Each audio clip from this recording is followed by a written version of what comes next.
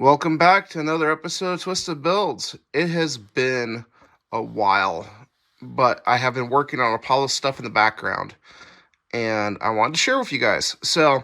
I've been talking in the podcast about the CAN bus logger. This one's in green. I have some that have black cases. This green case is just to identify that this one's mine, but it is pretty much proved out, ready to go.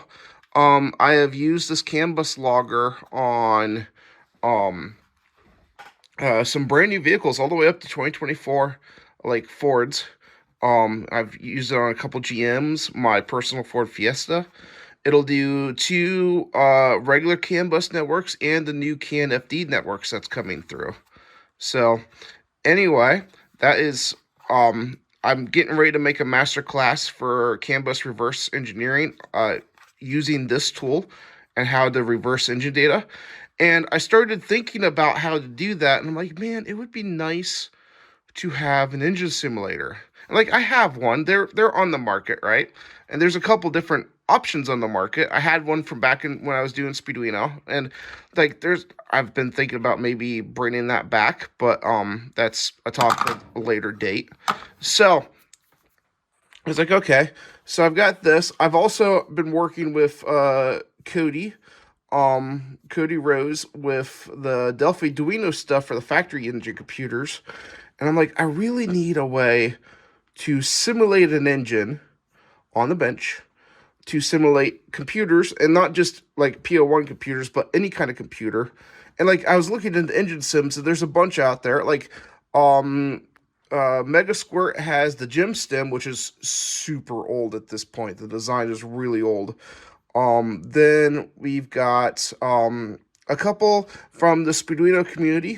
Detonation EMS is one of them. I own the DIY EFI one, which is more based for a 4-cylinder one. The Detonation EMS one is for a V8, but I didn't like everyone. I feel like they could have more. Like, there could be more. There could be more user-friendly stuff. Make it for more of a bench simulation, reverse engineering type rig. So, thankfully, I don't remember the original name that started the RD stem. Josh Stewart forked it on GitHub and updated some the graphical interface for the computer and worked on it. And I forked it from him. I made one little code change because I found a bug where if you went too high in the RPM, it would just kind of freeze out. So I fixed that part. And I also contributed to the fork. I don't know if he'll bring it into the code base or not. But regardless, I was like, I would like to, being that's open source, I'd like to just build my own engine sim. So I did. So this is the Twisted Builds engine sim. I'm not sure if I'm actually going to bring this to market. The finances of it don't make a lot of sense. I might. It's going to be expensive. The parts on this alone are like really expensive. So I may make a couple and put them on my website. Right now, I bought enough PCB boards. I had a couple friends reach out like, hey, I want one. So I'm hooking up my friends currently. If there's enough interest in this, I might bring it to market. I'm kind of thinking, and again, don't freak out when you hear the price, but I'm kind of thinking a $400 price point plus whatever shipping is on having them on my website. I'll kind of go into the specifics, as obviously I haven't really talked much about on my YouTube channel about the specifics of this. So, it is based on the open source RDStem software from Josh Stewart. As I said, I made one little code change. That way I could like increase the RPM, which you're going to see this freak out, and then decrease the RPM without it locking up the crank and cam outputs. The crank and cam outputs are all adjustable in the RDStem software. I will probably I'll show you that. This board is like infinitely configurable. So, and that's the other thing, like other sims didn't have. Like most of the sims in the market have a 5-volt cam and crank output, which is great for 5-volt stuff. The PO1, as most everyone knows, is 24x, and both the cam and crank sensors are 12 volt. So I wanted stuff that's kind of easily configurable. I wanted a nice connector. So that is a TE 60 pin connector. The guys that run Holley Terminator X, you're going to recognize that connector. It's the same one. It's got a bunch of knobs. Everything's labeled. I also have terminal strips. That way, if you don't want to use the connector and you want to just, and say you're not even simulating an engine, say you want to just hook wires into this to use the knobs to like simulate pressure sensors on, like, you know, say for me, I'm working on aftermarket gauge panels and stuff like that, and dashes. Like if I need to simulate a sensor of 0 to 5 volt, I could, you know, hook power ground and simulate output, power this guy up, and simulate the signal, which is going to be perfect. And then I don't have to pin it to the connector. I can just do it here. It'll be quick and easy, give it power. Bada bing, bada boom, we're done. I've got a push button right here, which right now it's not connected, but the push button comes out to the terminal strips and here. It has 16 injector output LEDs. So you don't have to use all 16. They're wired on the one side of the LED, or wired, you know, through a resistor, obviously, to 12 volt, and then they're ground controlled. So like if you had, say, another 8 pulse width modulated ground controls you want to check, you could wire them that way. You want to only check a 4-cylinder, only wire 4 cylinders up. You got you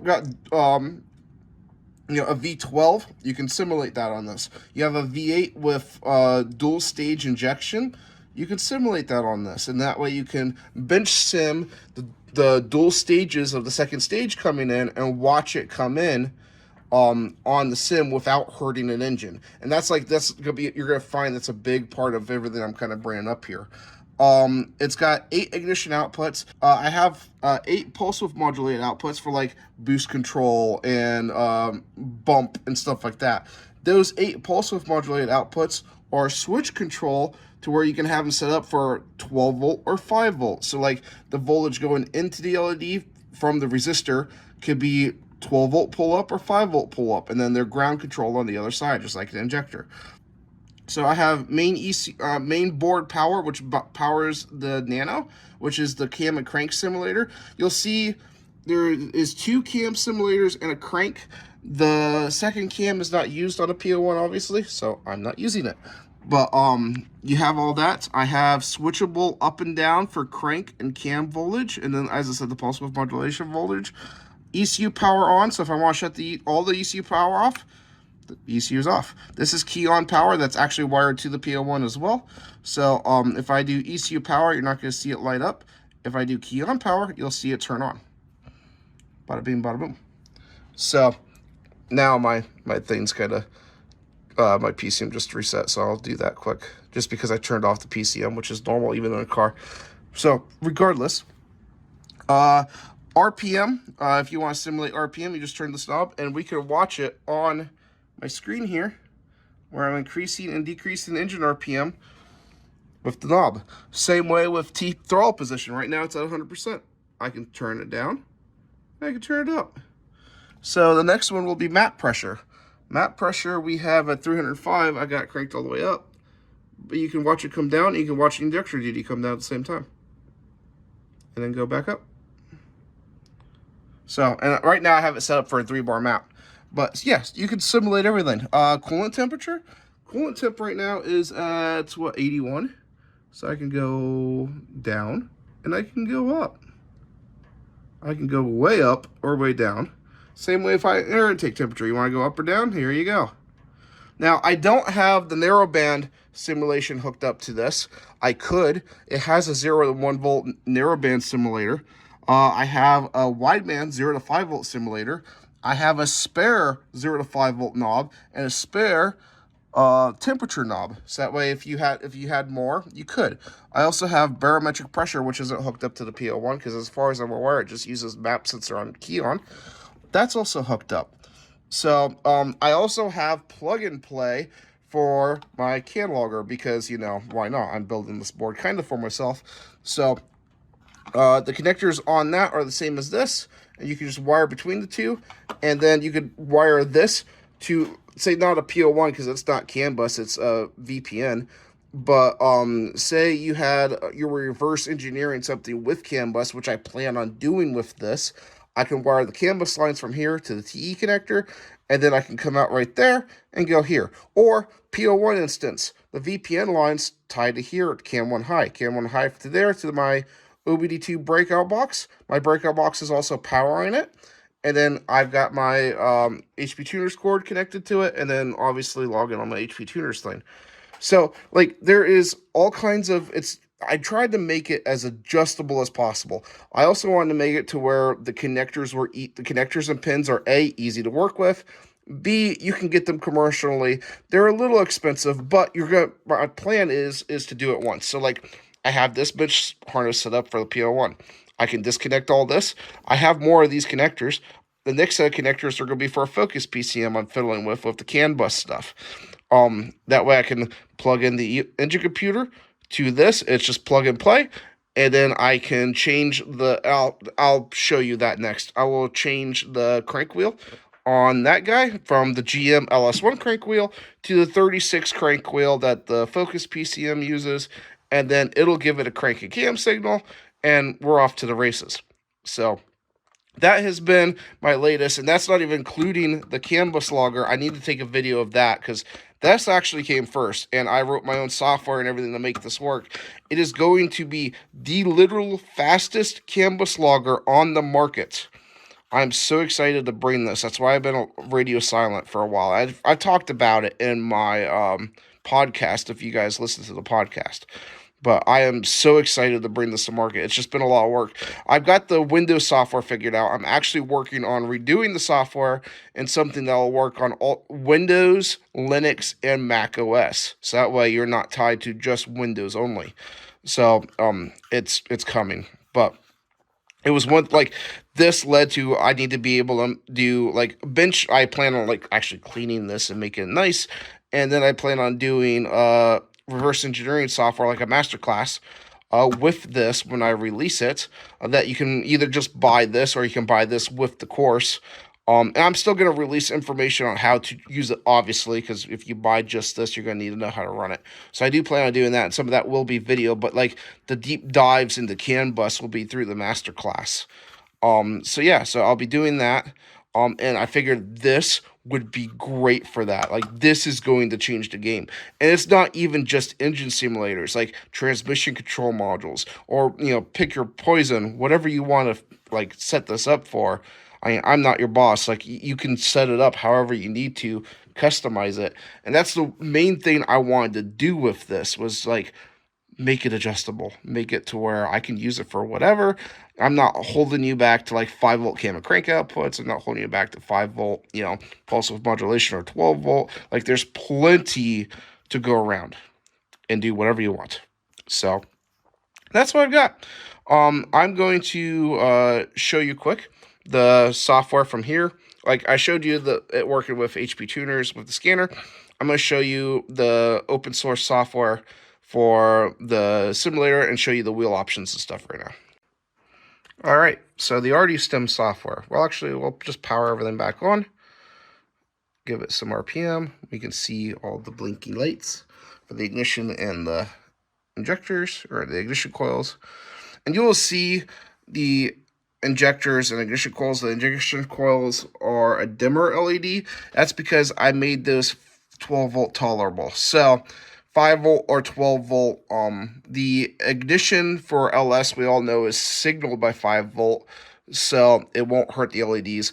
That's why they're dimmer. Once you put 12-volt to them, they will be they'll be brighter, but you won't blow them. Which, again, I don't want to be your boss. Like, anyone that buys this, if I do bring this to market and people buy it, you can set it up both ways. It doesn't matter. So, okay. So bring it up. Whenever you bring up RDStim, this is the first page. I did not make this software. This is open source. Josh Stewart of Speeduino made this software. Thank you, Josh Stewart. This is amazing. I love it. So, as I said, I made one little code change with the Arduino itself, not the Windows software. And this is Windows, Mac, and Linux, as far as I'm aware.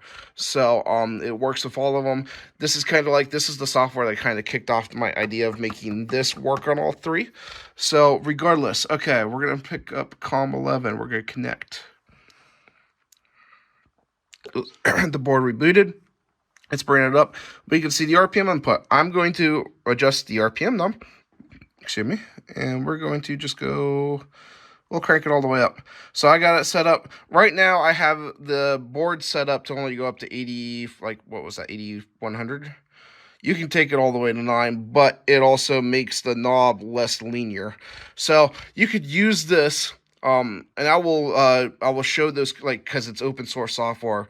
I will provide the code to where you can make the knob less linear, like less adjustment or like less granular, to where it sweeps quickly, but it'll get to $9,000. And you could probably go over as well. I can provide that code as well, to change the max out. But for, like, I'm thinking motorcycle ECUs that spin higher than 9,000 RPM, you could do that with. But anyway, that is that. And the amazing thing about this is the code wheels and the configuration. So, I also forgot to show you, you can do fixed RPM. So if you go fixed RPM, the sweep is broken, as far as I'm aware, and they've got note of it as well. But you can do a fixed 2500, and it's fixed, and then it won't respond to the knob at all. It does not care. Okay. And then you say you want to do, and this is going to be great for reverse engineering. So like 1,000 RPM. Hit enter, and it changed. It's 1,000 RPM. It's 1,000 RPM. I could see the lights flickering less fast, which I'm sure if I had HP tuners hooked up to it still, I could show you that. I took it off so I could hook this board up. But anyway, so yeah, you can do that, or you can go back and we can use potentiometer, save config, and there you go. So yeah, we're going over. But anyway, so you can see that. Bring it back down to the grand, and all that works. Now, wheel stem configuration for wheel patterns. There is an amazing amount of wheel patterns for this. So the Dizzies, the crank wheels, some odd stuff, GM OptiSpark, 36. I saw 58X in here somewhere. 62, there it is. 62 crank and cam. That would be for the 58X motors. I knew I saw it. I was looking for 58 instead of 60. Anyway, that way you could do like different LS stuff. You could do 36 wheels. You could do, I think there's Dodge Neon in there. Whatever that supports, you could do with this. You could also add support. You could add different crank wheels to this. I figured out how to do that. I won't be supporting that. You could, if you need to do some kind of custom like oddball crank and cam wheel setup, it's open source software. You can do that. So, again, I'm not 100% sure I'm actually going to bring this to market. If I bring it to market, I'm probably going to have to, in order for it to make sense for me, I'm going to put it on my website for $400 plus shipping. Which in my price, or my thoughts, that's pretty high. However, the part like it's this right here is a majority of it, and then the extra, like it making everything have all the universal stuff. So like you have plenty of knobs and like all the LEDs and stuff like that. Like every part of that adds up cost, right? So to make it make sense for me to sell it commercially through my website, that's probably where I'm going to be at for price. If you're interested for it in that price, comment below. Email sales@twistedbuilds.com. That is a new email I have for the business. Let me know you're kind of interested in it. I can reach out. You can reach out to me one-to-one. And I will start. I've got a list of a couple of friends that want these. They're obviously going to come first. After that, I can kind of get everyone kind of pulled together for who wants what, and get boards ordered, because I just ordered enough boards for me and my friends on the off chance I didn't design the board correctly or something like that. I wanted to make sure that I didn't order a pile of boards, but everything works. I love it. Like, this thing is phenomenal. this is going to change the game. Between that and my Twisted Builds CAN bus logger, the amount of reverse engineering stuff I'm going to be able to do is going to get quite nutty quite quick. So I'm excited. So but yeah, so that's what I've been working on the past few months. That's why you haven't heard a word from me, because I work a full-time job, and when I come home, I've been working on all of this, getting this mainly. This doesn't take as long because the code's kind of already figured out. Thank you, Josh Stewart, again. But yeah, it's been a lot of this, getting this going, but I am excited. I've had this hooked up to cars already. This is going to be great, and I'll be able to take modules either from Junkyard or eBay or whatever, like even like customer work stuff. I'll be able to bring the module in here, submit with this, hook it up to my bench recording stuff and my CAN logger, and reverse engineer exactly what's going on without a problem. So, all right, that's going to be it for this Twisted Builds episode. Thank you for watching if you've stuck around this long. As I said, if you're interested in this, shoot me an email or comment. Probably shoot me an email, sales@twistedbuilds.com. I'll leave a link in the description below. So, all right, guys, thank you for watching, and have a good day. Thanks.